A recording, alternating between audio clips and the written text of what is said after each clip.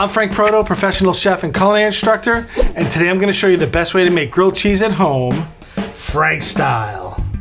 We're talking everything you need to know to make the crispiest, crunchiest, cheesiest grilled cheese sandwich you've ever had. This is Grilled Cheese 101. When you talk about grilled cheese, everyone has an opinion. There are tons of variables when it comes to a really good grilled cheese.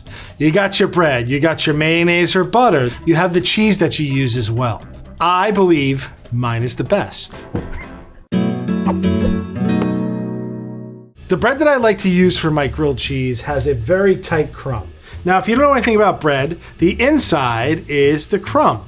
I don't want lots of holes in here. So the Wonder Bread is okay. You know, it's a nice slice. It's got a nice tight crumb. I find that when you use this type of bread, the outside gets nice and crispy, but the inside gets a little pasty. And I don't like the texture of it when it's cooked. Versus this loaf. This one's a little sturdier, it's got a nice crust, the crumb is pretty tight, and it's not mushy and it won't get pasty when it's cooked. Sourdough is delicious, but once you start toasting it, it's like razor blades on the roof of your mouth. And this also has a lot of air pockets in it, which for bread is great, but for grilled cheese isn't great. The cheese just kind of slips through. It's less of a sandwich and more of crispy cheese with bread around it. This bread is kind of a nice marriage between a really nice loaf and a store-bought white. It has the best of both worlds. All right, it's time to get funky with the cheese. I have a block of Gruyere cheese. Gruyere cheese is Swiss cheese's stinkier, smellier cousin. If you've never had it, it is delicious. It's got some funk to it. It's expensive, but what we're also going to use is something a little cheaper, American cheese. Each of these cheeses have properties that I like in a grilled cheese sandwich. The American cheese, nice and melty. The Gruyere cheese, really flavorful. Put these two together and we have a really nice combination of cheeses. We're gonna start out by shredding our Gruyere cheese. We're gonna cut the rind off. Whenever I grate cheese, I like to make a small piece, right? This piece is really big, and I have decent sized hands, but this one is just too big for my hands. So I take a smaller piece of cheese, and when I grate it, grater on the side, not like this, I call that granny style. I put the grater on the side, I hold the tray and the grater together, and I push. This way, you're doing less work. You're using your body weight, not necessarily your muscles. I will never use pre-shredded cheese for these sandwiches because pre-shredded cheese has things in there that stop them from sticking together, which also makes them not melt really great. Not melty enough, not good. Shred your own cheese. What I'm looking to do here is get a nice crunchy exterior and a nice melty interior. And everything about that is controlling your heat and getting the timing right. Let's get into it. Medium-low heat. If I have it on high, my bread's gonna burn before my cheese is melted. And then I'm gonna get some mayonnaise. I hear all your haters out there. Mayonnaise, not butter? What are you, crazy? Yes, I'm crazy.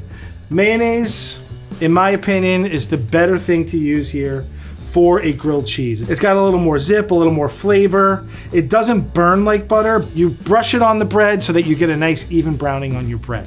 And then what I do is I take that and I put it in my pan, right? So the first layer's down, and then I'm gonna add my American cheese. And I'm not worried if my cheese overflows on the sides. Part of the reason I'm using a nonstick pan is because I'm kind of hoping that happens. The cheese kind of like goes over the sides, gets in the holes and gets super crunchy. And I want little bits and pieces of that because I think it just makes the overall experience better. So I'm gonna do about 3 slices Gruyere. The fact that the Gruyere is shredded makes it melt a little quicker. But I'm gonna try and go all the way up to the edges. I like to season the inside of my sandwich with salt and pepper. Cheese has a lot of salt content, but I think that a little more salt makes this all the more better, just to kind of bump up that cheese flavor. I find just doing this or assembling it in the pan, you don't have to transport it. You don't get mayonnaise on your hands. It's just a lot easier to do it this way. And then this goes on top, make sure that you match. And now we wait.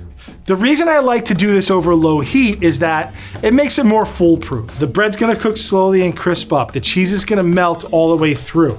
It takes a little more time, but it's worth it. How many times have you had a burnt on the outside grilled cheese with the cheese that's not melted in the middle? It is just a cheese sandwich, it is not a grilled cheese. So to make sure this isn't burning, I just check once in a while to see where we're at, but we're not even really getting brown yet, and that's okay. Let's turn this. Oh my Lord, look at that. Come on, how does that not make you smile? Look at that.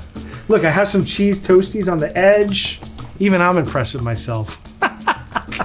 So you'll know that your cheese is starting to melt when you try and pull this top piece of bread off and it sticks, right? That means the cheese is melting and holding everything together.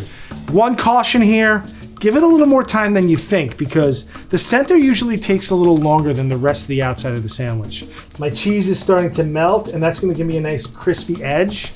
That is the stuff right there. That makes me happy. This is looking wonderful. I'm getting some cheese leaking out the side and getting crispy in the pan. It's gonna be great.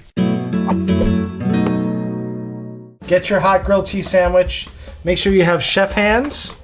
But look at that. This is what I'm talking about. This is what makes me happy when I see a grilled cheese sandwich. A little bit of cheese leaking out and getting crispy, okay? Nice brown, nice and crisp. I'm gonna cut it in half. Quick downward motion, put it on the plate. The only thing I can think to make this sandwich better is a handful of crunchy potato chips. And that is my perfect grilled cheese sandwich. Let's look at this baby. Oh, we got some cheese pull there, look at that. So when you open up this sandwich, you can see my cheese is fully melted. It's gooey and delicious. I have crunchy cheese along the edges. My bread is nice and crispy. Come on. Is that not a beautiful grilled cheese sandwich? This sandwich has everything. Creaminess, cheesiness, crispiness. It hits all the notes. And that's why I think it's the best grilled cheese sandwich out there.